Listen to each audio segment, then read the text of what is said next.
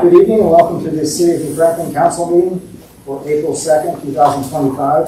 We're going to start off tonight with a public hearing. This is a public hearing regarding the land development regulations section of the city zoning code. To start off with, we're going to have Mr. Fred Guerra go over a presentation describing the recommended changes to the code, and then from that point we'll go to council comment and public comment after that. Hand it over to Mr. Guerra. Okay, I'm going to use the screen, so I don't know if we want to. It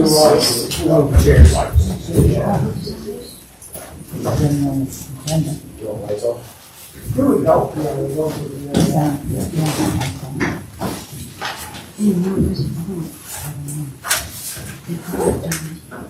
I'll just send out and switch it out.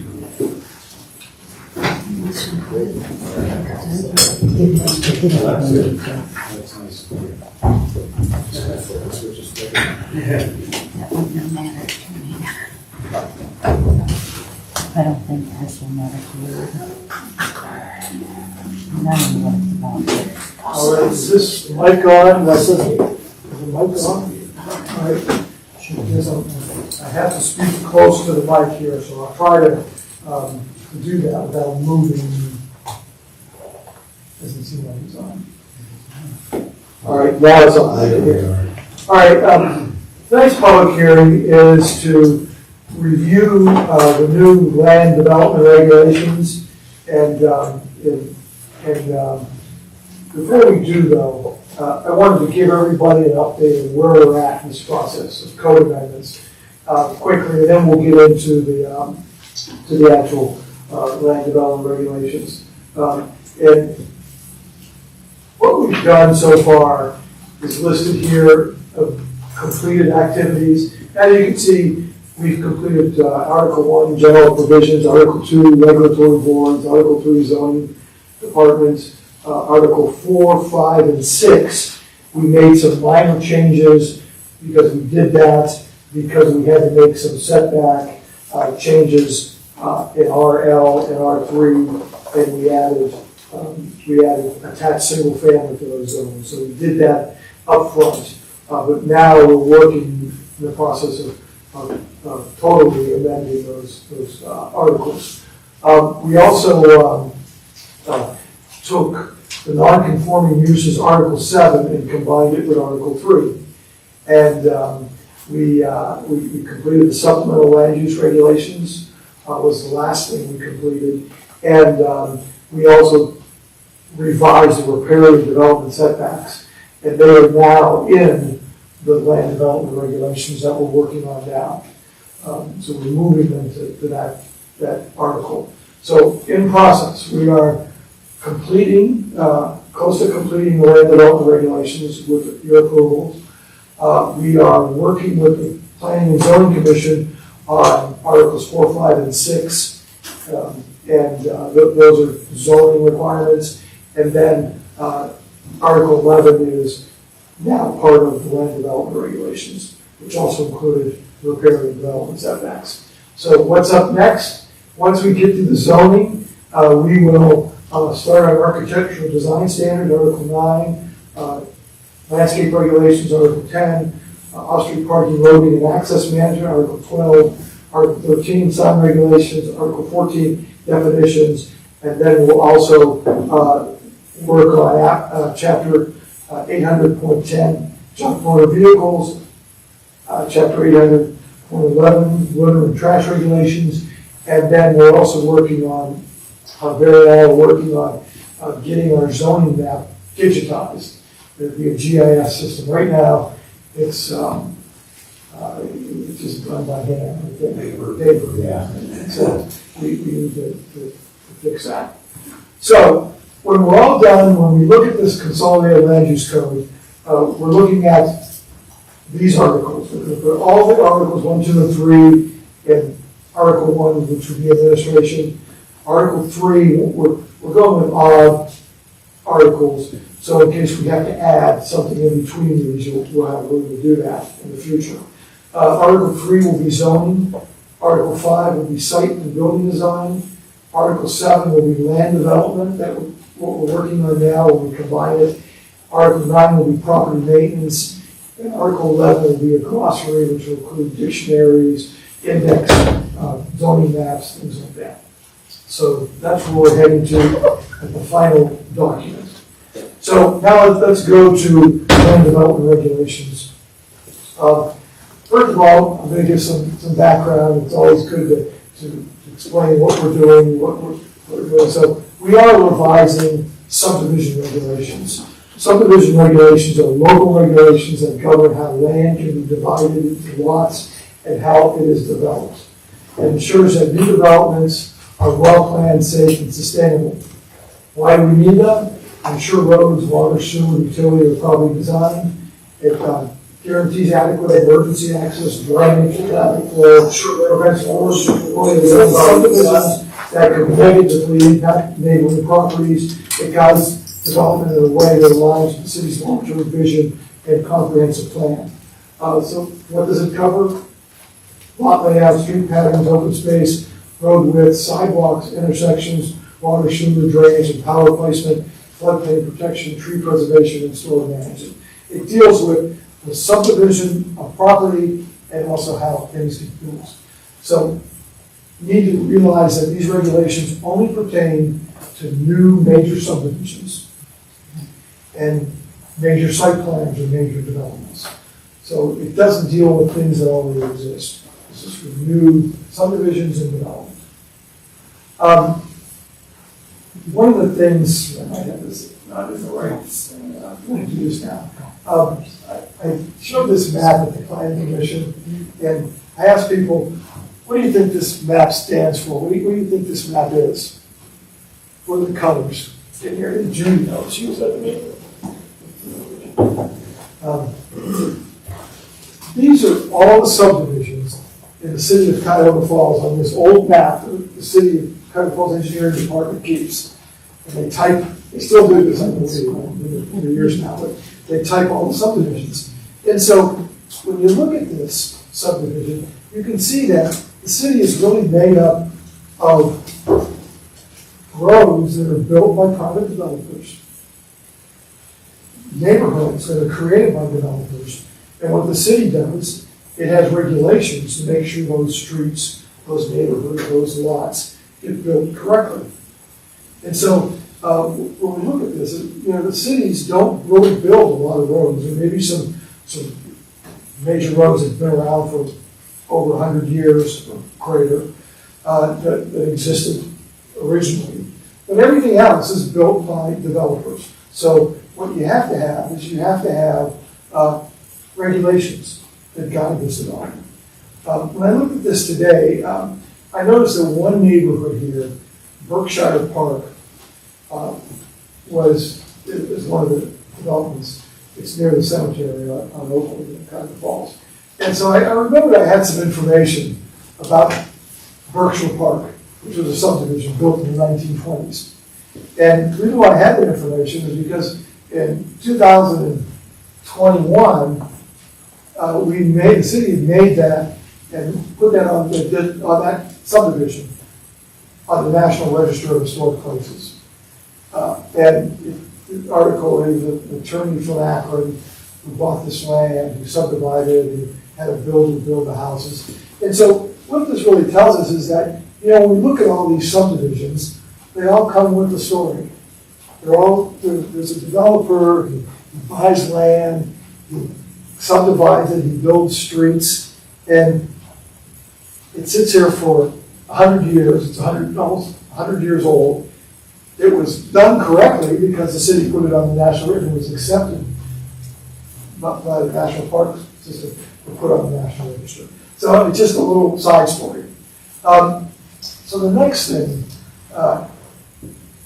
you might be asking is, why is this titled Land Development Regulation and not Subdivision Regulations?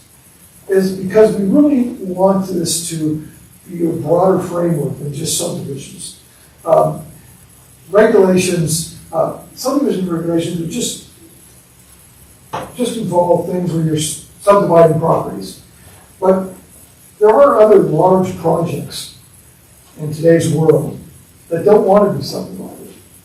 for good reasons, for sometimes bad reasons, but they just want to put a development in. And it could be an apartment complex, it could be a senior development, it could be a commercial development. And sometimes developers don't want to follow all the regulations for subdivisions. They don't want to follow, things that the city wants to do. They want to, quite frankly, save money, and I get it. But we want a standard on these larger developments. And I've seen recently in the last 10 years is that a lot of neighborhoods, developers want to build private streets. It's a rental community, they're single-family houses, and they want to put private streets. They don't want to follow the regulations. And what happens is, in the long run, the city ends up paying for it because things aren't built correctly, and things have to be done with the roads, repair that the city ends up having to pay for. So we want these codes, these regulations to deal with not only subdivisions, but large site plans, large developments. So that's why we're calling it land development and not just subdivision. It goes beyond just the subdivision properties.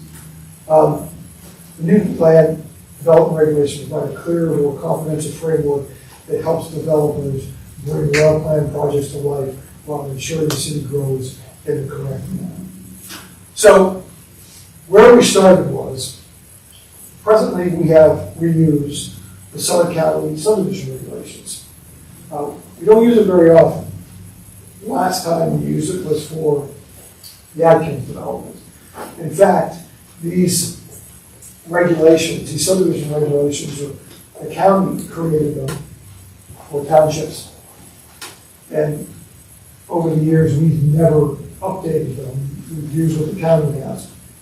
And most cities have their own subdivision regulations because you want to match what you're doing.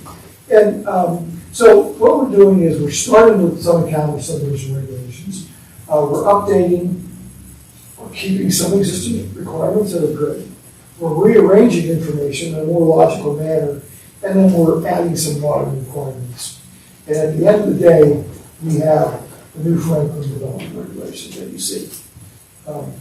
So when we compare these two documents, on the left is Summit County subdivision regulations. There are 11 chapters, and you can see it runs from procedures to utility design, requirements for construction improvements, and now we're putting them into 8 chapters, and we're making it flow more logical, and we'll get into that. So when we finally get to combining this in the actual consolidated code, these two will not be part of the article for land development. These will be in the common area for administrative enforcement and definitions. But right now, that's how you have copies of that. That is the code. So the big thing in these regulations is we really divided it into 4 areas. One is site analysis, the second is site design, the third is approvals, and the fourth is construction. Now, these things exist in the Summit County regulations. They're just not as they don't flow as well in the document. We're trying to make this more intuitive, that it's easy to understand. So when we get to the site analysis, and we actually learned a lot with the last subdivision that came to us. We saw what worked and what didn't work in the Summit County regulations. And so as we looked at this, we said, okay, let's set this up logically. So when you get into site analysis, is the site suitability, is the land suitable? It's required a land survey, a topographic survey, soil survey, environmental assessment if needed. Usually any time a property is developed and financed by a bank or purchased, there is a phase 1 environmental assessment. And so I think the city should see that when So we're requiring that. And then a tree inventory protection and replacement plan. We learned that with this last project is that trees were cut down prior to us even knowing that those trees were cut down. And so we want to make sure we get these things, they're spelled out, and this is what you have to do. And then there's a replacement plan, not saying you can't cut down trees, but there's a replacement plan. So that's the site suitability analysis. The next one is the integrated water management. We wanted to put everything that deals with stormwater and other water-related issues, floodplains, wetlands, into a section and describing what's required. So now you have to give us a wetland delineation. We want floodplain and watershed delineation studies. We want that riparian survey. Now, there may not be a riparian area in your development, but we want you to prove it to us. We want a grading plan, and we want a stormwater management plan. And the way this is that we get to the requirements, the next section, or the third section, is we say when we want these things. They're staged in what's more important, what's initial things we want, what needs to be done when. And then we added something called impact studies. This is new. And this is really determined by the Planning and Zoning Commission. If it's a large development, the commission could ask for either a baseline traffic study, what's the traffic today, or if it's a really big development, what's the impact going to be? You know, how much traffic is this going to create? And also, the other impact studies is a community or economic development impact. The community impact is, okay, you're adding a lot of houses. How's this going to affect our school system? How's this going to affect services, police, fire? And then economic, what's the benefit for the city? And then also utilities. If you're running utilities, you know, where is this going? Can it be other people access to it? And then if it gets really, after the environmental assessment, it looks like there's some other environmental issues, you could require a more thorough phase 2 environmental. But these things are just allows the commission to ask these things or to get these things if those issues are important.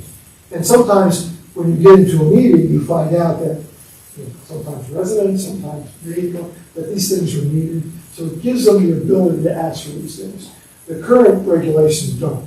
These are not. There's a little statement on traffic, so it's telling you, you know, we may need these and be prepared. The second section of doing a development is design, site design. And so initial site design, we ask for blocks. How big are the blocks? There's standards for that. What size lots? Usually lots depend on zoning districts. But it doesn't mean you can't have larger lots than what the minimum zoning requirement is, and how the streets are laid out. We also want site engineering. And these are all pretty standard, actually. They're in the code today. Street engineering. What elements are in that street? Elements in addition to just street engineering. Utility engineering. We want to see utility engineering. Street tree plan and street lighting. One of the things, again, we learned from the last one is that there was always a question is, where are these utilities coming from? What's the engineering on these utilities? You know, we're going through all this, but we have no idea of what the utility engineering is. And so we want those engineering documents. We want to see those. The next thing is related site design, which is important. One is open space design. What's the open space look like? You know, we have a section there that's actually pretty close to what the county has. You have to have a percentage of open space in the new subdivision. And so it's pretty much the same, but we also want additional information on design. What about off-site improvements? Again, I'll use it as an example. There were roads that were adjacent to this most recent subdivision that came up that we had to work with the developer to try to make improvements to the site. So there could be some off-site improvements that may be required. One of the things also that I'd like to see, and I make sure it's in here, is that a color site plan rendering of building elevations. Everybody likes to see what this is going to look like. If you just see a blueprint or a design, sometimes you can't get good idea of where the open space is, how wide the streets are. And so, and most cities require this too. We just want a color site plan, you notice that. And if you have buildings, we want to see some building elevations. The other thing that we put in here is optional because it was something the Planning and Zoning Commission wanted, is some 3D modeling. You can see we did some 3D modeling in the code here. But now today, it's easy to do the 3D modeling. In fact, the modeling I use, it's free. I go online, I can do it. It's simple, but people like to see 3D. I think these houses are 2-story. They're fairly close to another neighborhood. What's that going to do? What's that going to look like? So the commission could ask a developer to give us a 3D model. I would see that's not done a lot, but they have the opportunity to do that. The next thing is approvals. These are basically what we've done in Article 2. And what you see in the code is there's tables that basically say, at the concept plan, these are the things we want. These are the studies we want. This is the design work we want. Preliminary subdivision plan, this is what we want. You have to get final subdivision plan is you finalize everything. We should have had most of the things in the preliminary, but there's a table that tells you what we want. And then the improvement plans, these are all standard things, because these are final drawings, and the engineer has to approve them, and these are done at the end, and then the planning commission has to approve it, and your city council would have to accept the roads eventually. So these are the processes in the approval. The next section is the construction, and this is pretty much what is in the county requirements. It's just basically, these are the construction processes you need. You need to give us an estimated cost. There has to be a development agreement. The reason why you need a development agreement and the cost is because there's going to be a performance bond. And that performance bond is posted so that you don't start development and don't finish it, but the city can go in and finish it with the bond. You record the plat, construction begins, and then the final plat is accepted by the city. It just goes through these steps in the code. So what's new in the code? Tree inventory protection replacement plan. We put some green stormwater infrastructure in, and put it in there because a lot of times people don't like to see a big detention basin or retention basin that's in their neighborhood. There's other things you can do. So it gives the developer or the planning commission to allow them to maybe implement some green stormwater infrastructure, utilize wetland, things like that. Impact studies, excellent. We have regulations for driveway pavers, street classification, design styles and types, intersection street triangles, where you can't grow or build something in a triangle of intersections or driveways. Street trees, street light ambient levels, which is new, utilizing upsizing of offsite improvements. So if you're running a water line or sanitary sewer line, you have to tell us what it would take to upsize that to meet the needs of the general area. Color renderings and 3D renderings. There are other things, but these are just some of the things that we have in here. So one of the things we also used was tables and figures. We have 10 figures in the code and 38 tables. And the table on the left is we talked about when things are required, when they're required, and what, say, this table goes over that. Topographic survey, it's required in the conceptual plan. Preparing, it could be optional, but it's required in the preliminary subdivision plan. What you see in most of these is that by the preliminary subdivision plan, we want a lot of information. Because once that gets approved, we want drawings, we want a design that's pretty close to being complete what was approved. And then we also have a table for drawing the papers. We also have these tables showing developers, and we want this to be, them to understand it better, is we say, these are the types of blocks. It gives you an example of blocks when you put your neighborhood together and bring something together. These are what streets would look like, we expect. And we're able to use some software that shows those. In these houses, these setbacks are just to give you an idea. They're not technically, they would be more of a regular setback. And so we use these tables. I just put these in just to show you an example. I don't want to spend a lot of time on it. So if you took, for example, Manchester Road, I went on the county map and saw that the right-of-way is about 62 feet in this area. We have two approximate 12-foot lanes. We also have buffers of about 6 feet. And so this is what that would look like. What it would look like. These are the buffer areas. So if Manchester Road was in a subdivision that was rebuilt, the requirements would give you what you could do in that 62-foot right-of-way.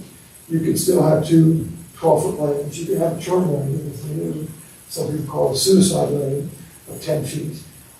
You would have a tree line, you have a curb area, and you can have a sidewalk on one side, a multi-purpose 9-foot lane. If you did the same thing in a residential lane, and we have a lot of streets that are 18 feet wide right now. This one here, on my measurements, not exact, we're about 9.5 feet wide each. So we have about a 19-foot wide lane. We have no buffers on either side, and so this street is like this. So if this street would be built in a 50-foot right-of-way, in the new code, you could fit two 12-foot lanes, tree lines, and two 5-foot sidewalks within that 50-foot right-of-way. This gives you an idea of what the code does for new developments. So the versions you got, you received just a revised version without any markups. I like using the highlighted version because it's easier to read. And so we also have a highlighted version with new text, tables, and figures in green, existing text from Suffolk County, also updated riparian regulations, things like that we fixed last year in yellow, and then blue is existing subdivision regulation text that is reformatted. And then we had some red stuff in there for the planning commission and the public hearing based on last go. So you have that highlighted one. I think it's easier to read. We do have this, but I don't recommend reading the markup version. I can't even follow it. I wrote it. So we do have that. So I like using the color version better. So that's a review. I'm here to answer any questions. We can turn this off and I can just go through the PDFs with you if you have questions, or we can keep this up. The other people want to see it, so whatever you want. But that is the overview of the code, and I'm here to try to answer any questions. You guys can do it here or go up? You're going through a lot of the green text in the highlighted version. I noticed a lot of different types of infrastructure that was added. Can you speak a little bit more on that? I mean, there's, and aside from the sidewalks and stuff, we had boulevard medians, different elements of the roadway. We had the hardscapes and types of benching and street lights, and public art amenities.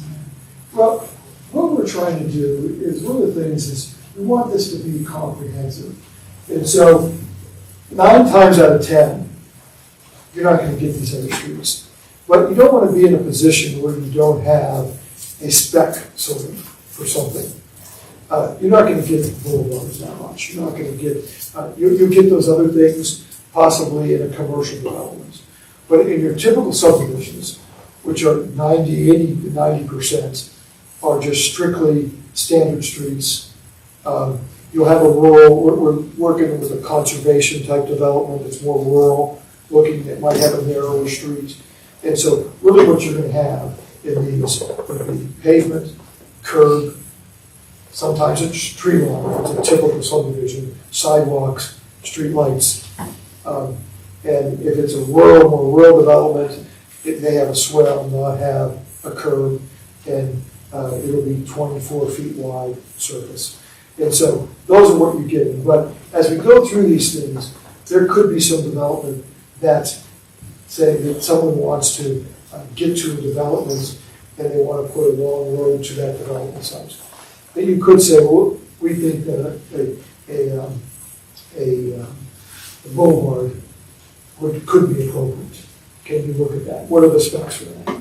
We even put something in about, I know it's sometimes it's a dirty word, is a roundabout.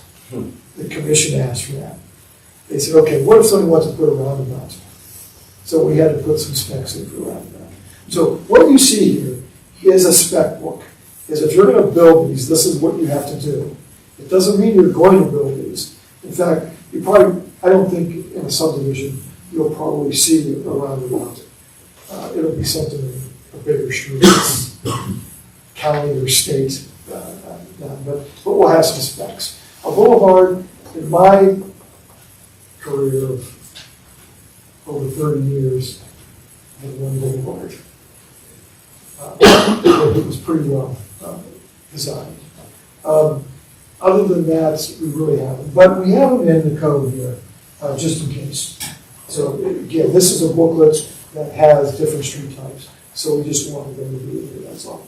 So for instance, things that may not be as desirable, roundabout. Yeah. Is it easier to put in a roundabout if you have a spec for it versus if you don't have a spec for it, not allowing it? No, not really, because it'll happen anyway. I mean, you'll end up having to figure out how to get it done. That's why we use regular, I don't know too much about the roundabouts. I had to go to the national. A few miles. Well, I got drive through. I don't particularly drive through, but I guess if you get used to it. But I went, what are the standards? So there are small roundabouts, medium and large. So there is a spec for them. And I think if it got to a point where a developer said, I want to put a roundabout, we would say design it to this.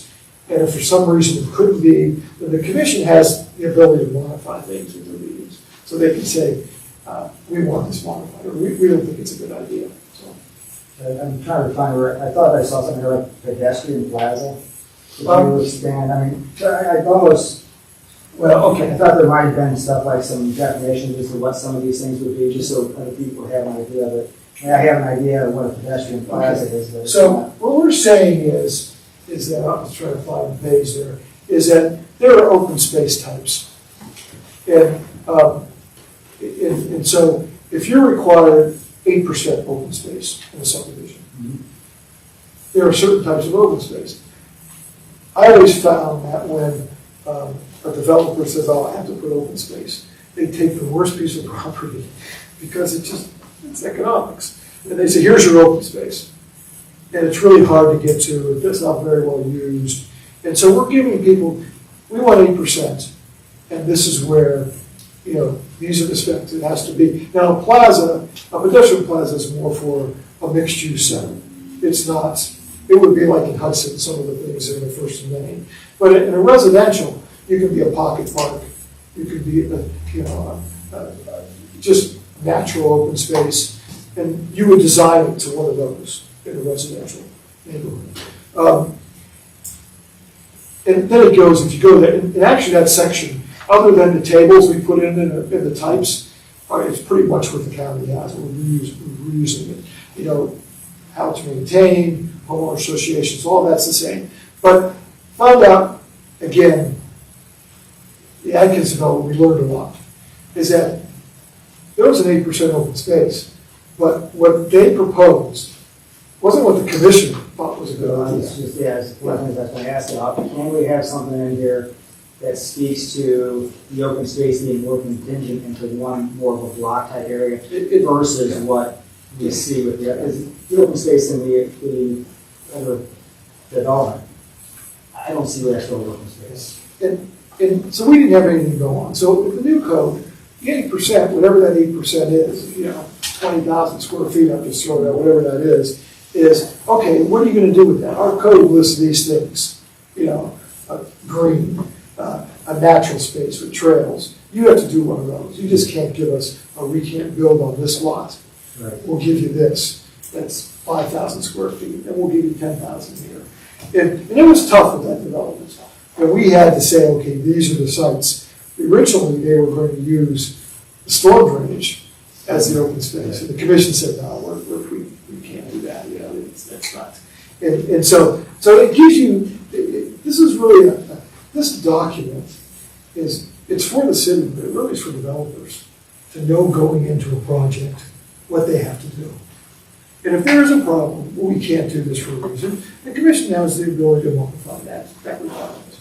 But we want to have as much in here as possible, because I always used to hate to get into a development project and we don't have anything about it. And then we're flying by the seat of our pants trying to make decisions that may or may not be good. These are thought out to the best we can at this point. It could be a development in 10 years, and that could change. But it gives the information you need. It gives the information to the planning commission, it gives the information to the staff, and it gives information to the developer. It's more descriptive for the developer, and that's what we wanted to do. And just to be clear, this is for actual subdivision type developments. So a person wants to do a modification at their personal property, wouldn't have to go through all the site analysis and everything else. This would also be for if somebody wants to build a shopping center. You know, we want you to follow the same, it could be 50 acres. We want you to follow some regulations. That we wouldn't have anything typically.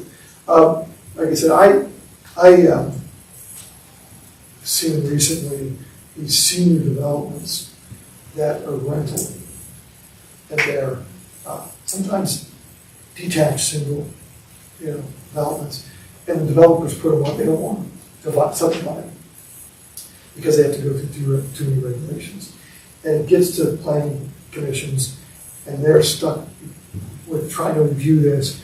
And the neighbors are saying, why isn't this done like my subdivision?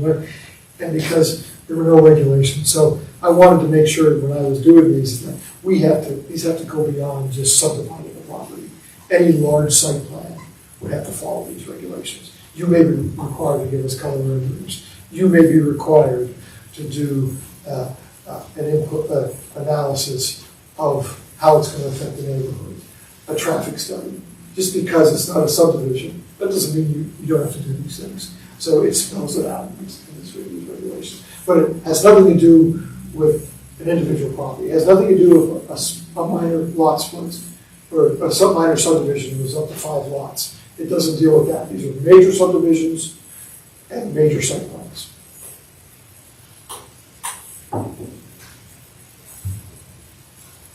Anybody else with questions, comments?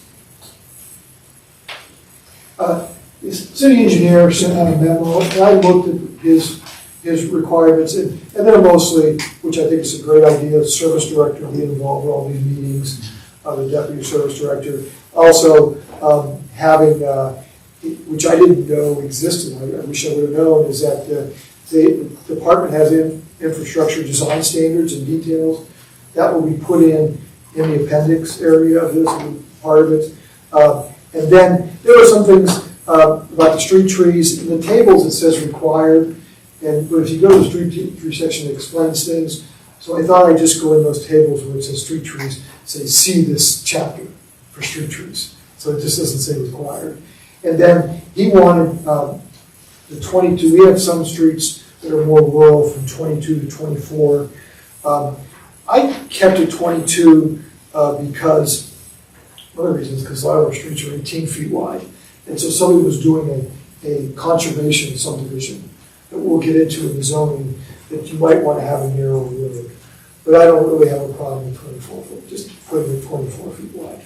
But anyway, those were good. So none of the things he wrote in here are earth shattering. We can take care of these very simple. So I just wanted to go over that. So I should mention as a procedural matter that there's a letter, and I believe this was all forwarded to mayor and council, dated February 24th, 2025.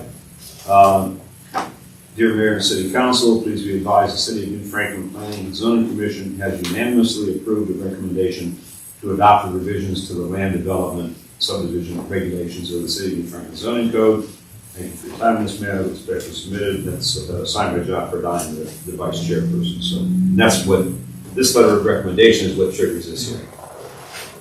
The version you have had all the changes that were, I hadn't been read in most cases, that came out of the public hearing. And so there weren't a lot of changes, but we did make some changes. And Terry, we made most of your changes too that were in that document. So. As we go back up and take public comment.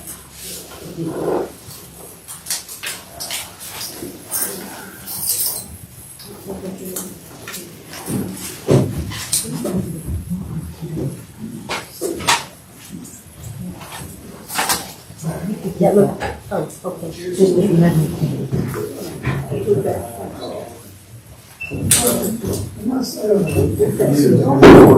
don't think we can go back and look at things, I can just talk about it.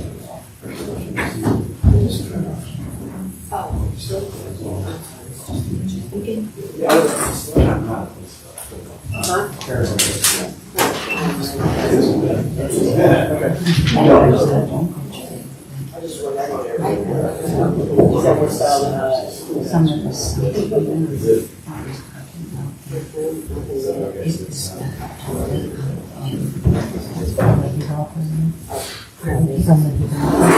Yeah. Took it down upstairs. Already the Alzheimer's but that's not that anybody.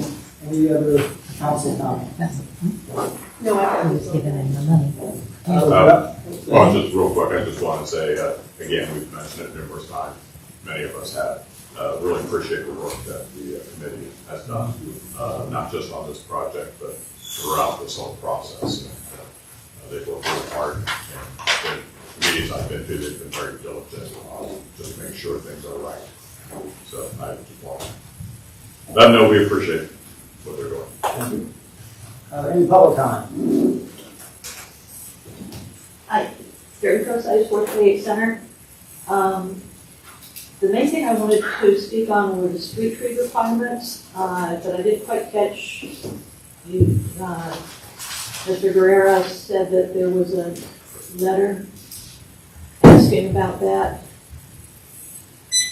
and I didn't quite catch the response. In the tables, I'm trying to get to those tables now. In the tables, the street type, it basically said that, under, it's a table listing, it says street trees, and it said required. And what that says, basically, it goes back to the section on street trees. Some rural type streets, if it's a conservation, don't require street trees. A typical subdivision requires street trees. He just wanted to say street trees. And so I thought the best thing to do is, instead of saying either one of those, just say see chapter, whatever that chapter is over here. So you can look at that, and it explains those street trees. What size they have to be, how far they're supposed to be, or if they're clustered in certain cases or not. Okay, all right. Then I still do wish to speak on them. I'm all for trees, but the right tree in the right place.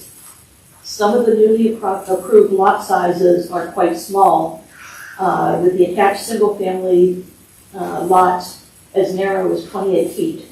Now, with sidewalks, driveways, utility lines, that doesn't leave a lot of room for street trees. And the proposed regulation requires an easement on the property to plant a tree if it's determined there's not enough room in the tree line. I'm really not in favor of this.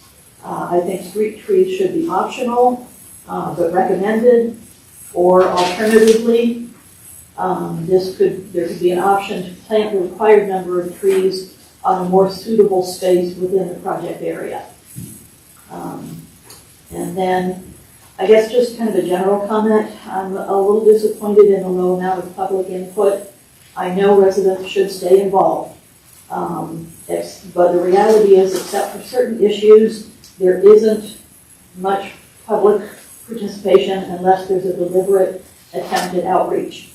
We got a lot of participation in the comprehensive plan survey because we did a lot of reaching out, all the way to mailing a survey to every single resident in the city of New Franklin.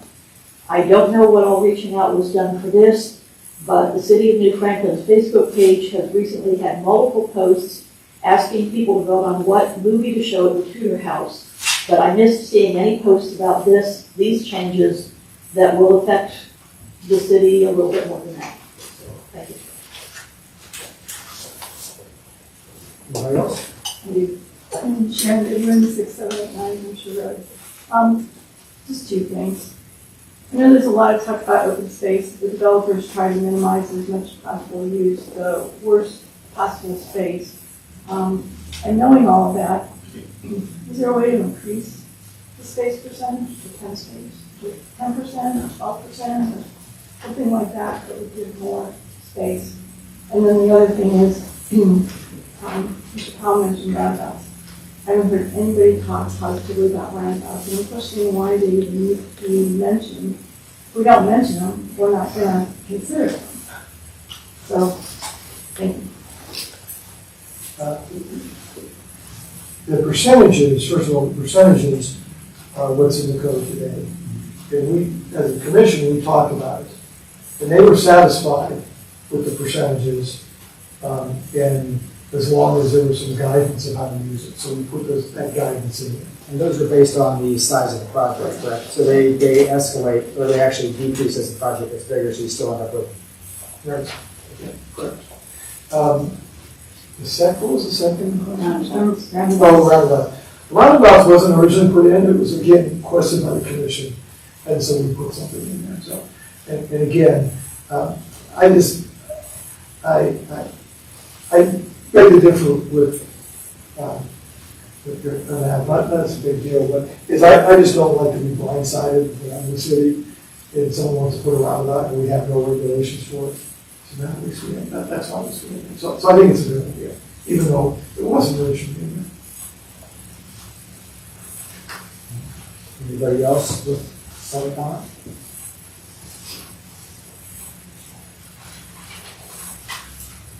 So how do you guys want to, do you guys need more time to review this?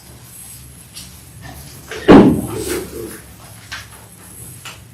have one question, actually, about the access lanes on, I think it's table 7, access lanes are required on subdivisions larger than 7 acres, I believe. I don't think it refers to the. Do you know what page you're on? I'm sorry. Let me pull it up.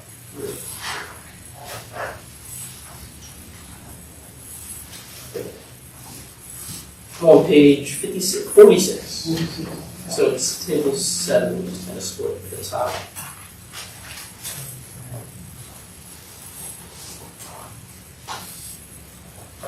It's the very bottom of table 7. Okay, table 7. We'll fix it, doesn't. These are the distances for block types.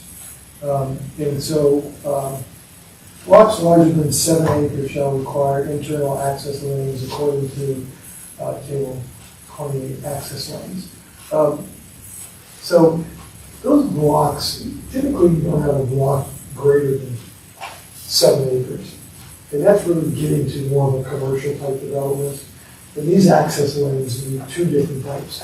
One is like when you get into a large shopping plaza, and they have access lanes that take you to different parking lot areas. That would be an access lane. It's a private lane. Also, if the development is maybe a mixed use, they may have townhomes.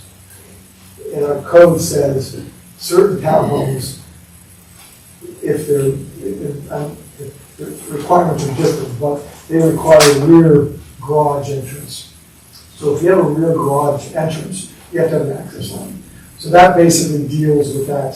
If it's large enough, we could require you to have an access lane. So it could require that, what we're saying. Because I was like, you know, what if you're going to build a large lot subdivision with large lot blocks, and you're building, let's say you're building a house per acre, and you only have 7 houses. That's a and good then point. But let me I go was like, ahead. that's kind of restricted, because now you're kind of inhibiting people to build subdivision with large lots.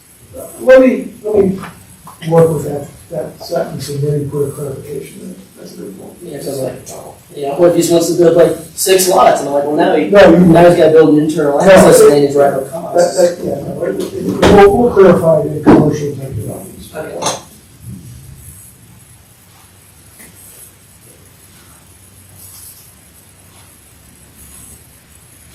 Anyone else?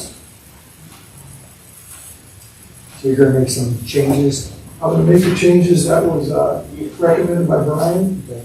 and I'll make Mr. Rollins' change, and yeah, I guess that's it. And we'll get a final version of it with, to make sure everything, the table splits on the same page, it doesn't try to break that out, but yes. Can you get that back to us? I will work on that here immediately. And then we'll vote on the final edition on that. Very good. All right, thank you. Thank you. We'll close the public hearing. We do want to thank both of you because you stood in numerous hours and we appreciate it. I like the fact that you explain everything and you try to make it clear to us. I do appreciate it. Okay, I try. I thought I'd go too far. That's what You know what, I don't think you've ever I been He's a good guy to work with, so. I think you would be too, but it seems like you want to make people understand, and that's really appreciated very much. Made him edit out the part about Paris. I had one with street trees in Paris. I don't know if you want to use that one. I thought it was a nice. It was. Yeah. Yeah, you became a model, right? Yeah, that was, after I retired, my wife really traveled, so we went on a European trip. I said, it's a great street. It was really good Paris.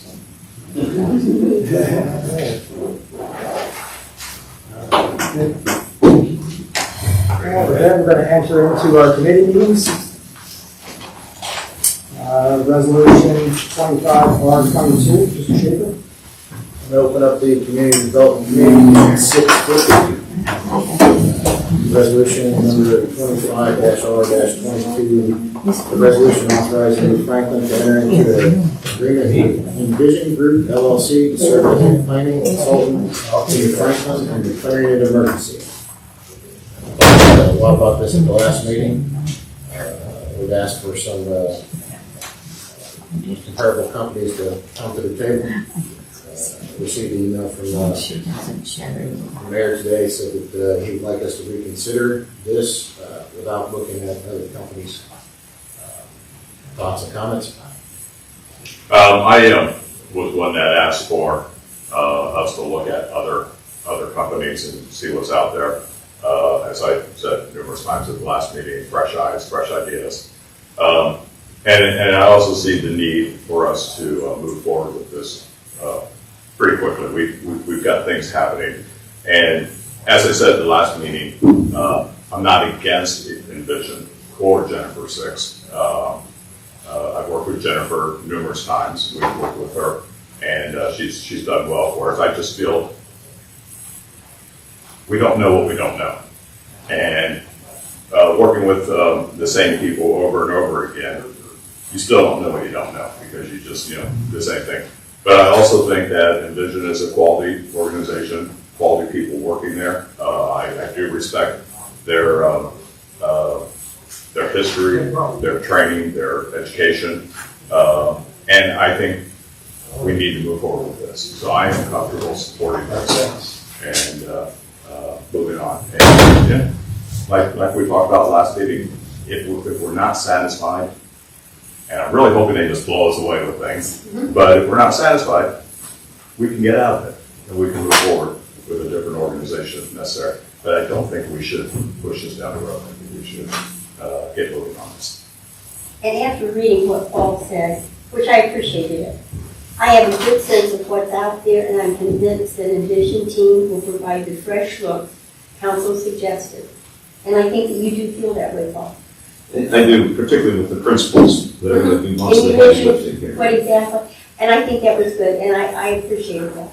So I would be willing to back it for this. And as Jim said, we can always back out if we don't see the results we want. So I guess I've got a question in regards to Insight. We were with them since 2014. And have they done anything in the last few years that we wouldn't consider them for this? Or is it just the fact that it's somebody new? And if so, when would we have not been happy with them and start looking for someone? The personnel has changed pretty much drastically. The two members that we were working with, one is now with the planning department of Green, and the other one is Jennifer, who moved on as well. I like the personalities involved, but they don't have the background in urban planning, the experience with various financing tools that the folks that I'm recommending do. There's just more talent in this group geared towards the things that we need. And so even though we've been with Insight, it was really an entire change of personnel about halfway through that process. I can appreciate the comments from everybody. I still feel that we have an obligation to be fiscally responsible. We can't do that if we don't know. We don't know what the other bids would be. We don't know what the other qualifications of the other companies would be as well. That's really all I would say about it. I guess, and whether we should or shouldn't, I don't know, but we did not go out for proposals in the past. Well, in fact, I inherited that group. Insight was here when I got here. And when we renewed, we didn't go out for proposals. And I normally, I can't quarrel with it. You know, that certainly makes sense in most situations. Well, I would repeat myself. I've got a pretty good idea at this point of what's out there. And I think it's going to be important that we get somebody that we're comfortable with, that I'm going to be comfortable with and confident in what they do. So I respect that position, but I think that we could make a concession in this case. I see a need for this, and frankly, I'm not going to be working with these people daily, and you are. So if these are this company your preference, who do you think is going to be best to work with? I suppose.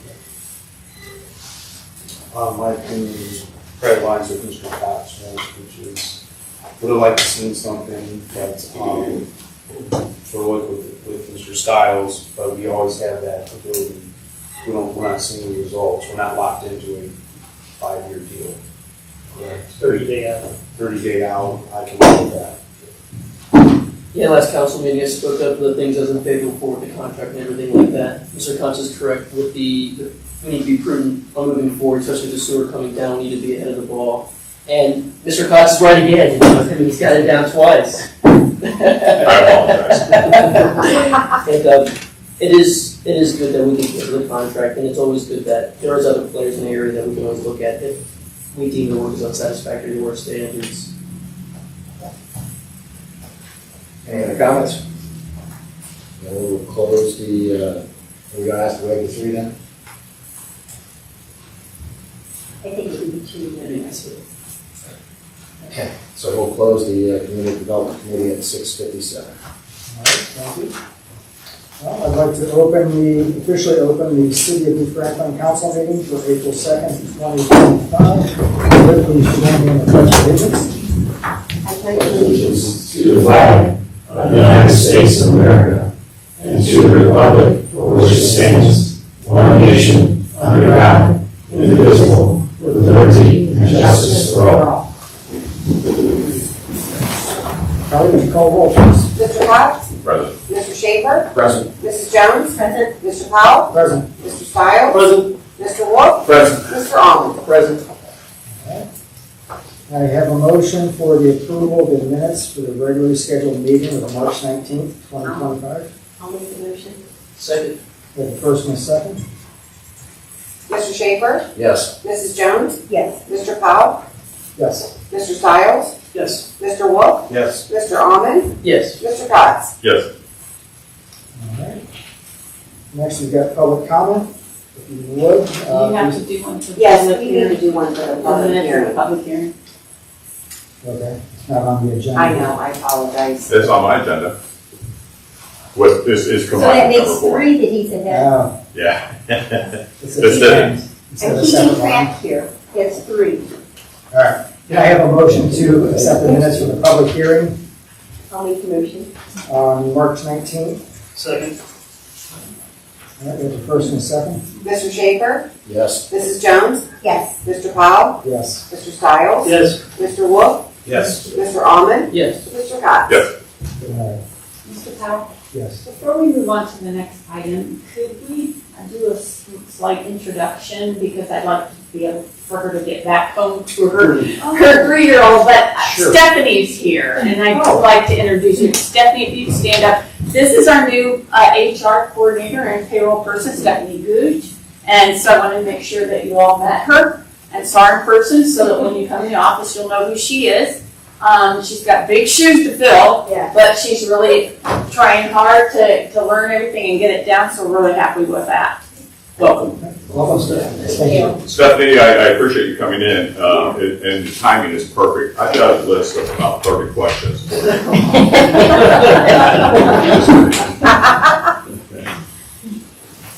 go home with a 3-year-old. Thank you for coming. Back to public comments. Anybody have anything they'd like to address council? Seeing none, we'll close the public comment. Our resolution 25R22, this is a second reading. Kelly? A resolution authorizing New Franklin to enter into an agreement with Envision Group LLC to serve as planning consultant for New Franklin and declaring an emergency. This resolution was brought forth to the Community Development Committee, and I'm going to make a motion to waive the reading. Second? We have a first and a second? Mrs. Jones? Yes. Mr. Powell? Yes. Mr. Stiles? Yes. Mr. Wolf? Yes. Mr. Almond? Yes. Mr. Cox? Yes. Mr. Schaefer? Yes. Make a motion to adopt resolution 25-R-22. We have a first and a second, Kelly? Mrs. Jones? Yes. Mr. Powell? Yes. Mr. Stiles? Yes. Mr. Wolf? Yes. Mr. Almond? Yes. Mr. Cox? Yes. Mr. Schaefer? No. Resolution passes 6-1. Move on to our favorite part of the meeting, the mayor's report.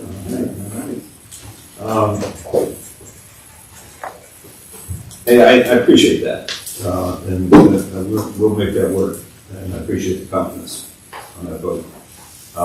And like everything we're all trying to do, we're trying to do what's best for the city, so appreciate that. All right, let's see, the first order pursuant to Resolution 22R44 and Ohio Revised Code Section 72115D. This sounds heavy, but it's not. The city is required to have the approval of council for the sale of any property that has an estimated value of $1,000 or more. We got the police cruiser, Yeah, two. and we traded 2 cruisers in. They were kind enough to take them when we planned to. They really kind of to take them off our hands. One of them is below the $1,000 threshold. So, but just to advise you, this is a 2016 Ford Explorer with 2,004 miles. 204,000 miles. That needs tires, spotlight. Yeah, take it. I'll pay for it. Runs for anyways. So that's one that's going to go to the trade-in. The other is a 2015 Ford Explorer, and this one has 162,000 miles. Needs new battery, needs tires, has a rebuilt transmission. Paul's Car Care advises don't put any more money into it. The interior is poor, and Montrose Ford has offered $1,400 for that vehicle. So I would ask for a motion to approve the trade-in, the sale of this 2015 Ford Explorer to Montrose Ford in the amount of $1,400. I'll second. We have a first and a second? Mr. Cox? Yes. Mr. Schaefer? Yes. Mrs. Jones? Yes. Mr. Powell? Yes. Mr. Stiles? Yes. Mr. Wolf? Yes. Mr. Almond? Yes. Okay. Next, we've had a conversation about State Route 93 sewer. And it has been, I think, very thoughtfully, concerns have been raised relative to folks who will be required at some point to tie into the sewer once it's in the ground. And as we have had conversations with Summit County Public Health, they've been cooperative with us. And as we reported at the last meeting, they had agreed that they will, due to the complexity of the project, it makes sense and it's appropriate to wait for the second phase to be completed before we start to require connections for the residents. But at some point, the connections will be required. And so we have identified and confirmed 36 households that will be impacted by this, and that's from Vanderhoof up to Grace Church. A letter went out today to all of those folks and advising them that of what we've learned from the public health, gave them the timelines, We expect the second phase to be completed summer of 2028. That might be optimistic even. I would say no sooner than that. We indicated, we've heard price ranges in the range of $12,000 to $20,000, perhaps more, depending on distance from the street, so we indicated that in these letters. While normally the tie-in would be required come summer of 2026, now it's not going to be any sooner than summer of 2028. Providing this information to you now so you can plan accordingly. Meanwhile, Summit County Public Health has indicated that in the event that a septic system fails that would normally require replacement, they'll work with these homes to make sure they don't have to replace it, given the fact that the sewer's going to come. Part of what I'll be looking for our development team to do is to make personal contacts with all these folks. I've talked to a few of them already. Some of them have been, hey, how soon is the sewer getting here?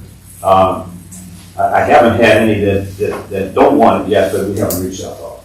It really does very many. It's ones that came to us more than anything. So we'll make sure, to the best of our ability, that we have a personal contact with each and every one of these people to get an explanation. Because one of the things we're asking the development team to do is to gauge interest of what these folks want to do. Who wants to stay? Who wants to go? We don't take it lightly that there's going to be it's a significant financial impact for anyone. But at least there's about a 3-year window here for folks to try to plan accordingly. And either set aside funds, figure out how they're going to finance, or perhaps say, okay, well maybe now's the time for me to move on. So I want to keep you advised of that. There was also a question, it was raising a good question. A sewer line went in, the ODNR tied in to was able to tie into the Zellway plant because we got that cap lifted on that. And they ran their sewer to the visitor center. And the question was, and there's a little bit of frontage. It fronts on a few homes, half a dozen or so. But we've confirmed that that's a force main and you can't tie in, similar to the Vanderbilt situation. So you can't tie into that, so there's no impact for any of those residents relative to that sewer. All right, let's see here. NOPEC. Boy, we just love aggregation, and it's got to be gas and electric at the same time. So the NOPEC part of things, starting in mid-April, we're going to get more enrollment letters, like we've got for the electric. The PUCO requires every 2 years these go out. Current customers and those who want to join NOPEC, this is an opt-out situation again. Take no action. They'd be automatically enrolled. If you don't want to, then you're going to have to opt out. There's also an option. They offer what they call their standard program price, and then they have a monthly variable rate and a 12 or 14 month fixed term. Yes, and you've got the latest numbers. Yeah. And they are, for the standard program price, $4.99 per MCF.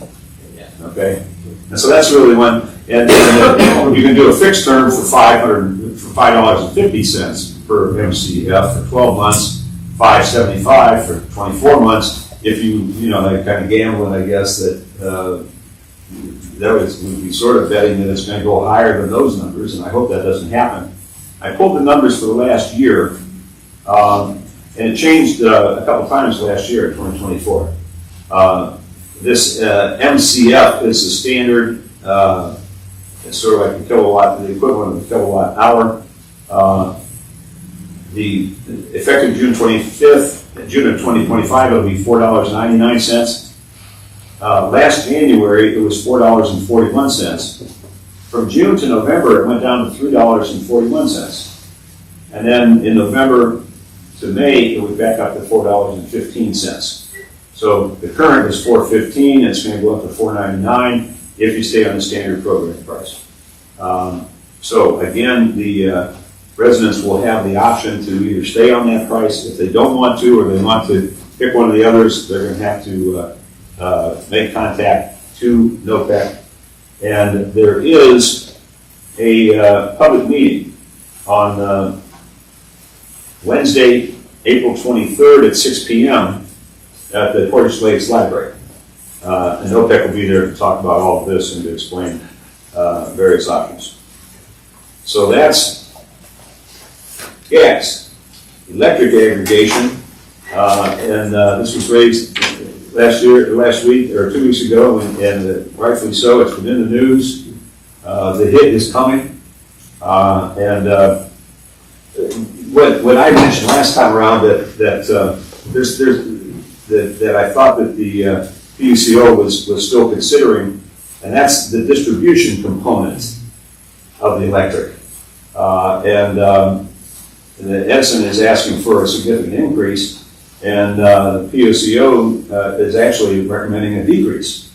So we'll see how that plays out. But the impactful part for us are the two components of generation and the transmission capacity. And I am far from an expert on this, but I can just tell you that those two components currently in our aggregation, we're part of the Summit County aggregation program. New Franklin, well actually the village of New Franklin joined that in 2006. The county started it in 2002. And then it was grandfathered when we became a city, and we've been in it ever since. It was primarily all townships at the time. We're the only city that's in the Summit County aggregation. Our current kilowatt hour rate is 5.77, and it is going to go up to 9.28. By comparison, some of the ones, other cities negotiate these on their own. Some have had, and timing is a big thing apparently, when they were able to renew. So Talmadge renewed somewhere in the range of right around 8 or so. Let me see here. Yeah, and they got in before the bump. Green just completed their negotiation. They're at 9.69, which is a little higher than the 9.28 that we're going to see. And there, in summary, really there's no way around this. There is an opt-out provision again that you can shop. I talked to the broker today for a while, and at least from his sense, that he doesn't feel that there's a big advantage to shopping, but each to his own.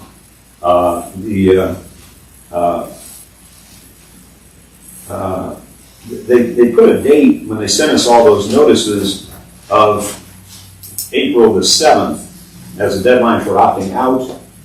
But in fact, when you read through the entire notice, you can opt out at any time without penalty. All I can really report is that we have no leverage on this, and we're going to take the hit. The broker suggested to me that, I asked him, well, what's this going to come out to dollars and cents? Because I've seen in the Beacon Journal, they're saying $40. His take was that if the standard home is about 800 kilowatt hours a month, and if you're at that 800 kilowatt hours a month, your electric bill is going to go up about $28 a month. If you get to 1,000 kilowatt hours, which you may either in the heat of summer or the dead of winter, now you're going to be up in that $40 range, increase per month. So that's a sad story on electric aggregation. Let's see here. Paul, real quick before we sure. move on, with the aggregation, I think it's important to remind people that this is something that was voted on from the citizens. It wasn't something that the city just did, but we voted on this many years ago to be a part of this program. And like you mentioned, it is possible for people to shop around if they want to.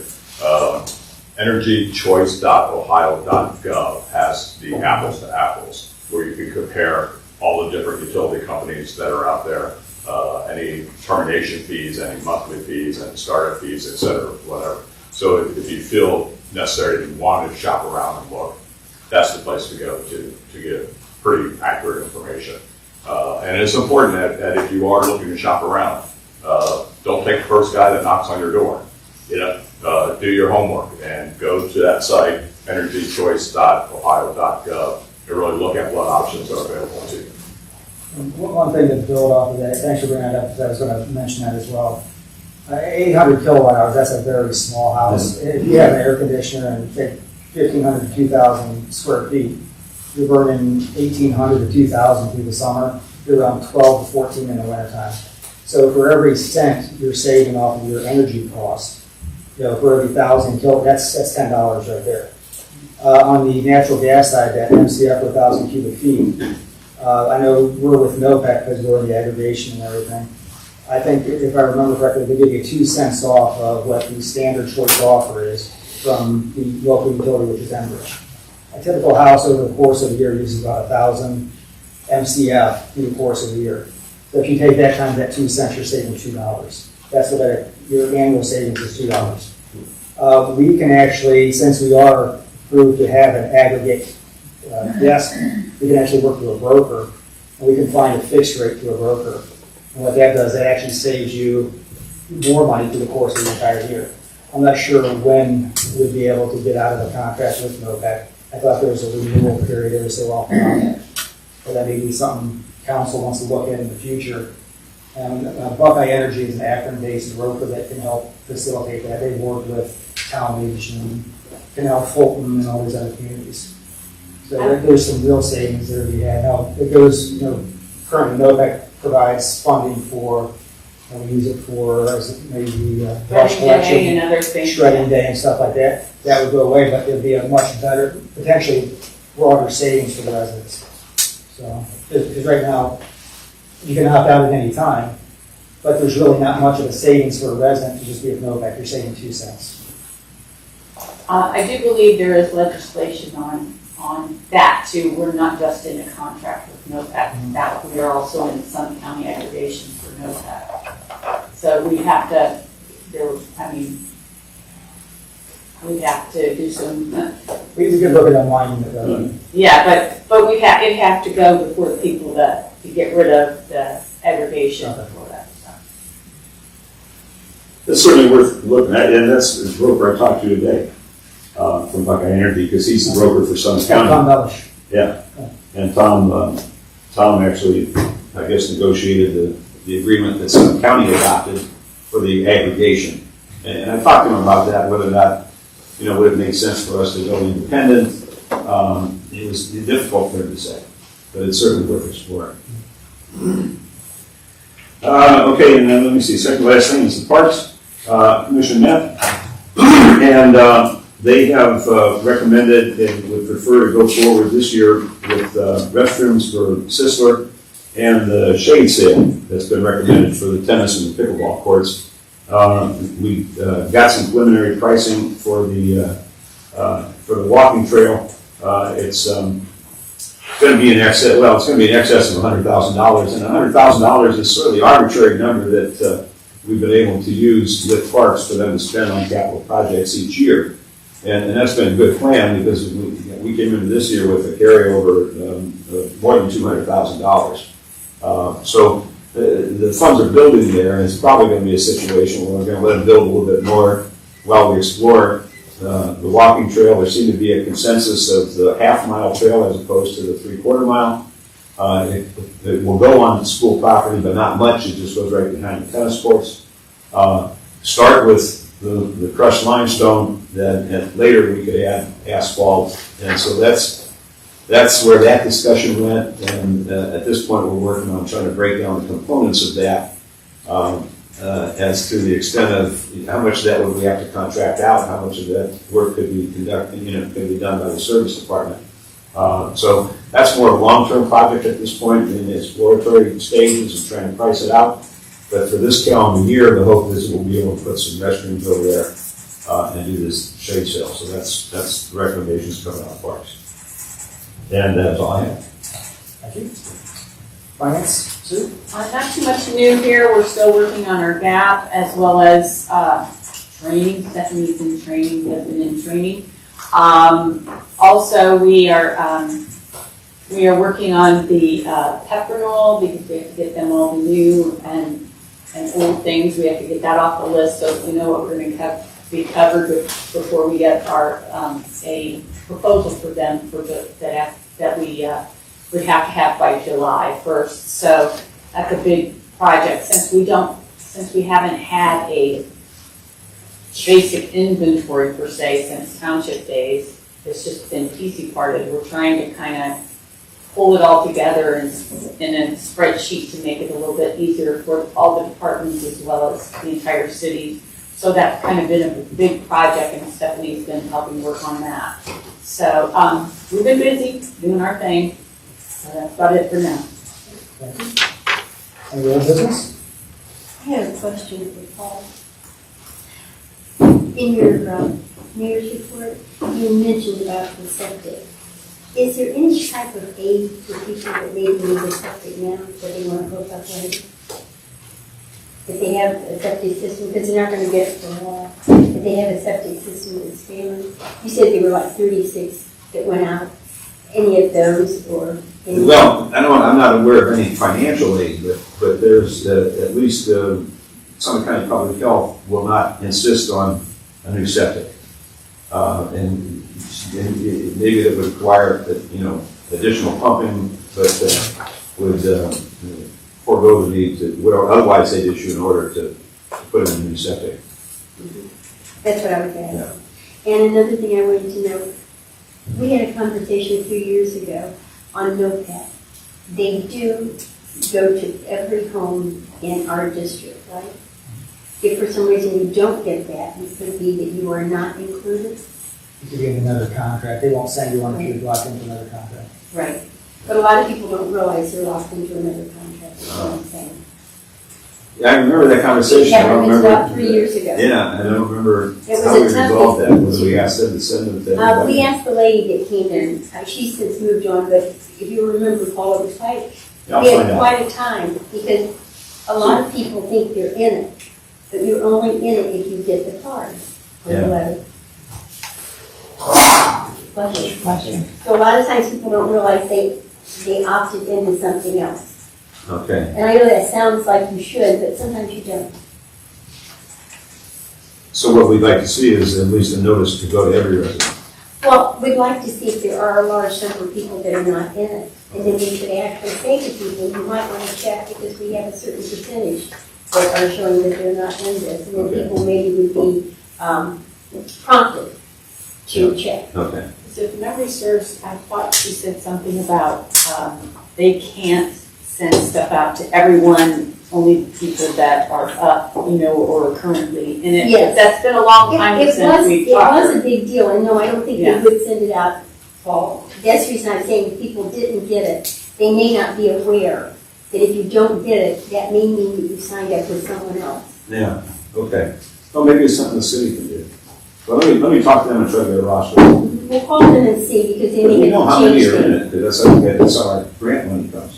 Well, We that's know what I'm roughly how saying. many. And there are some people that have opted out. Yeah. But there sure. may be people that have opted out and just stuck with the other because it's just maybe a hassle or they don't think about it. And I think a lot of times that happens. All right, we'll talk to them. Any other old business? I have something for the garden farmers market. We're going to have our farmers market on Thursday, June 12th through September 25th. It's going to be from 3 until 7 right here at the city. And we would love to see everyone. And we're also going to have a cemetery cleaning day. And so we're going to ask for volunteers, and I will have time. I'll have the time and the date next meeting that we're going to have it. There will be a flyer for you, or brochure for you to sign, so that the city will not be responsible if you should happen to cut off your foot or something. We're not all great with shovels. But if something should happen, there will be something that you'll opt out. But we would love to have you, and I will pressure you until you come. Thank you. Anybody else? At the last meeting, we talked about Senate Bill 104, and we wanted to put that off for this meeting to give a lot of people an opportunity to read the 3,762 pages of it. Just wondering if we have any movement on that, if we want to move forward with letter of opposition or not. Glad you brought that, that was one of the things that I had on here as well as the short-term rentals. We're gonna discuss that as well. Yeah, what are you guys' thoughts on the Senate Bill 104? I make a motion to oppose Senate Bill 104. Second. We have a first and a second on that motion to oppose Senate Bill 104. It'd be just a letter from council and the mayor supporting the opposition to that. This was the short-term rental, right? Preemption on short-term rentals. Was 104, I thought that was a home rule. Senate Bill 104 is gonna, For sure. Senate Bill 104 is gonna remove the ability by municipalities to regulate short-term Yes. rentals, which is a terrible Right. idea, because, you know, one of my core tenets is that the lowest level of government that can effectively regulate, which is clear that a municipality can effectively regulate short-term rentals, should be the one to regulate the issue. I don't need someone in Columbus who makes rules for Cincinnati having the same rules for a little city like New Franklin. We are nowhere near like Cincinnati, so that's why I believe that Senate Bill 104 is a bad idea for the city of Ohio. It's a home rule issue. Yeah, it's just a home rule issue. So, yeah, then that'll lead us into the second part of that. So, yes, we have a So it's motion, a motion to oppose a motion to oppose. Senate Bill 104. Correct. I said that correctly, right? Yes. Okay. You said supporting the opposition, which, you know, you did say correctly. There's guys like, Mr. Cox? yes. Mr. Schaefer? Yes. Mrs. Jones? Yes. Mr. Powell? Yes. Mr. Stiles? Mr. Wolf? Yes. Mr. Almond? Yes. Is that it, Mr. Bass? That's all I have. All right, I had, so I got a few things here, bear with me, please. Real quick, Mayor, on the sewer, I've heard it both ways, it's Vanderhook or Johns Road. Is it Johns Road that's gonna start or Vanderhook? Because I think. Johns Road. Okay, because you've heard both recently, earlier we heard Vanderhook. Well, and we notified the residents all the way to Vanderhoof also, because that's phase 2, and they'll be impacted immediately. Uh-huh. So that's why we extended the residences out. But this phase starts at Johns. All right, thanks. And then regarding Summit County Health, I've reached out, it's Julie, is it Reese? Yes. So I've reached out to her, had a pretty good conversation with her in regards to the same things that the mayor talked about. And she seemed a little bit, I don't want to say flexible, but it is the phase 2, but she didn't have a definite time on it. As long as we're still working on phase 2, that could be, she didn't want to put a number of years to it. So I wasn't going to pry on it, but she said, she didn't say 3 years, so that could be even longer, which is better for us.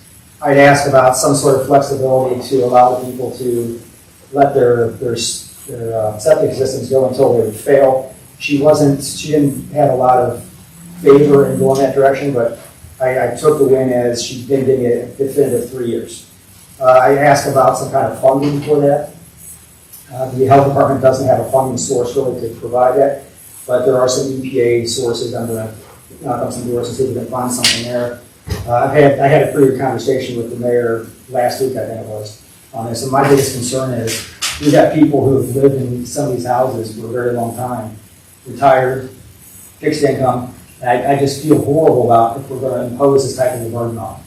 So that may be something else. If we can't find funding or something, maybe we have some discussion about maybe offering some sort of a financial relief to them of some sort. So that's similar to what we did with the water lines. And I know with the water lines, they have public water systems, and they agreed to participate in this. But in the same case, they're kind of, I don't want to say they're going along with putting in a sewer, but it's for the city's benefit. And if we can find some way to help these people, I think I'd go a long way with them. So I'll bring some stuff back to you guys on that. Camera system. Have you ever come up with anything new on the camera system? We talked about having different AV system here for our meetings. Oh. I know Mr. Stiles set up to go to the court system and look at that. We've had a few different discussions on it.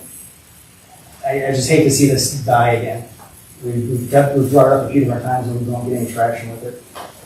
I thought you guys were. Yeah, we're getting the proposals and all. Yeah, we can do that. I can work with Robert and find out some vendors as far as which way we go. As long as we can agree on what we're getting. The owl system. Yeah, was that Robert. Was that you that brought up the L system? Or was that Mr. Stiles? I had brought that up a while back, but that was before you guys were on, but we had some budgetary numbers on that. We went to visit Summit County, Yes. Juvenile Court, and they were kind enough to give us the whole rundown. It was pretty neat. So it would be a benefit, especially as we're going in this online world. Somebody talks there, he goes right to that and knows. Voice recognition and. Yeah, talk to everything, yes, so it's really cool. I don't want to volunteer, Robert, but are you okay assisting with that if I reach out to you? Absolutely. Perfect, thank you. Thank you. All right, camera system. Short-term rentals, on the opposing of 104, Senate Bill 104, we've also got the in-house matter of, do we want to try to look at some sort of regulation on short-term rentals? We had a resident at the last meeting come to talk to us about it. A few years ago, we had kind of taken up this effort, and we couldn't really find a good pathway for that effort. Since then, there's a lot of communities that have kind of taken the initiative to do this. Do we want to proceed with looking at some sort of regulation for short-term rentals? And however that looks, that's fine. I mean, do we want to have a committee, subcommittee of us to look at that? If so, who would want to be on that? I've already started on working on regulations already. Okay. So I have a little bit already drafted up. I was going to send it to an email when I felt comfortable, but I can set it up now and No, you guys that's hang fine. on here, love it. I'm saying if we get a committee together, you guys can work on that. I mean, I'm willing to help, but if other people want to do it, I'm fine with that as well. So, sounds like we got Kevin and Greg. Anybody else want to be a member of that? Yeah, I do that. Or so do you want to work on it? Sure. Okay. Perfect. What do you want to call it, committee? Short-term rental committee? Whatever you guys want to call it. Yeah. Just come up with some concepts, ideas, maybe what some other communities have done. I know I forwarded some stuff, Mr. Hoffman forwarded some stuff, Eric, you had some feedback on that. Yeah, it'd be good if we could at least look at it and see if we want to go in a certain direction on that. And we could probably set up some with the Portage Lakes Advisory Council. It seems like an issue that is pertinent towards the lakes more than anything. Maybe we could reach out to them, because they have like, 1 month, maybe at the Kiwanis Center. They do, is it monthly or is it every other month? The plaque. I know they have one coming up this month. I saw on Facebook. All right. They're the ODNR people for that. For your committee, I spoke with Tim Cantor at the Tudor House last week, the week before, and he would be very interested in helping and waiting hand with what you're doing. He used to be a Airbnb guy, no longer doing it, but he has a lot of good insight on laws and how Airbnb works and different things. I think he could be a good resource for you. So when you're at that point, reach out to him and he'd be happy to meet with you all and go through some of the things. I'd love to have you there too. I spoke to him this afternoon. Oh, okay. And he reiterated that. I think if it isn't on an official basis, I'm going to tap into his wealth of knowledge. Yes. What do you guys feel a good timeline will be to maybe come back with some information? Not to push that. You guys think a few months, or what do you think? I would think 60 days, like 2 months, something. Sure. Sounds pretty comfortable. I already have something pretty well drafted up already that we can work with. Very good. Just real quick, Mr. Mayor, are we running into any type of open season laws, whatever that's called, sunshine laws, whatever, having 3 council members together? Or we need to do it have them as public meetings? Even though nothing's going to get decided. Yeah. Yeah, I think the researchers are fine with it, and I'm just want to make sure. Well, no, I mean, if they were all on the same committee, then it would be a problem. Even though there's 3, because there's only 3 on a committee. Yeah, no, you're okay. You don't But have a since majority they of council. aren't, yes, since they aren't a majority of council and they aren't all on the same committee, we'd be all right. Who get you of any of this?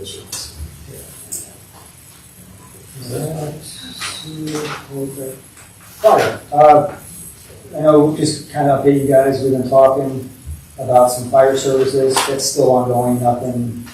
We've got a meeting, we haven't got one scheduled, but Mayor, probably in the next week or so, we'll have something with them. Yeah, I reached out, waiting for them to get back to us. They're having a meeting, and then they're gonna proposed date? By them, I mean the mayor and the president of council of Clinton. So it's still moving, it hasn't been dropped. I kind of put together what our average cost is per run. We want to make sure whatever we do with them, we're covering, and I think we come up with some pretty good. So we met with our fire chiefs last week, had some really good conversation from them, and some good ideas on the direction to go. I have a question. I don't know if it's going to be a question. Can I add it here? Sure. May I ask? We're still having our fire levy on this election, are we not? That would be the intention. Well, yeah, in fact, it's We an have to. absolute necessity. It'd be in November. It'd be in November. Yeah, That's what I meant. yeah, the big one expires. And we have to have this. We need to mention it, I think, at every meeting, because it's not just a want to, it's really a need. We really need It's to a do it. primary funding source for Right. water. And due to the changes in the law, it will appear different because we can't do a replacement anymore. At least that's what's coming down the pipe. It will appear in a different fashion than it has in the past. For us to gain what we would with a replacement, it'll basically have two levy amounts within the legislation itself. But we're gonna talk to the county about that and how that would look. We've got a Zoom meeting on Friday. That's something that everybody needs to tuck in the back of their mind. We really need that, so support it, please. One last thing I have is First Energy just had a mass of layoffs. They laid off like 400 people. Some of the folks affected on that were basically I'm going to call it like the government affairs relation person. You guys had Amy Hopkins. Throughout the county, we had different people. My person went away, so now Amy Hopkins is now taking over the entire Summit County. So good news for you guys. She's staying. I get to meet her. That's all I have for old business. Anybody have any new business? Seeing none. All right, any other public comments, questions from anything you've heard at the meeting tonight? Seeing none. We have a need for executive session, I believe. We do. And that is to discuss confidential information of an applicant for economic development assistance. Yes, and we would be inviting in our legal counsel, Jason Butterworth, on this discussion, and also because it directly impacts finance, the finance director, Susan Cook, as well. We have no decision we made. Do I have a motion to enter into executive session and invite in Mr. Butterworth and Mrs. Cook? So moved. We have a first and a second. Mr. Cox? Yes. Mr. Schaefer? Yes. Mrs. Jones? Yes. Mr. Powell? Yes. Mr. Stiles? Mr. Wolf? Yes. Mr. Almond? Yes. Thank you. Our next meeting is April 16th. Wow.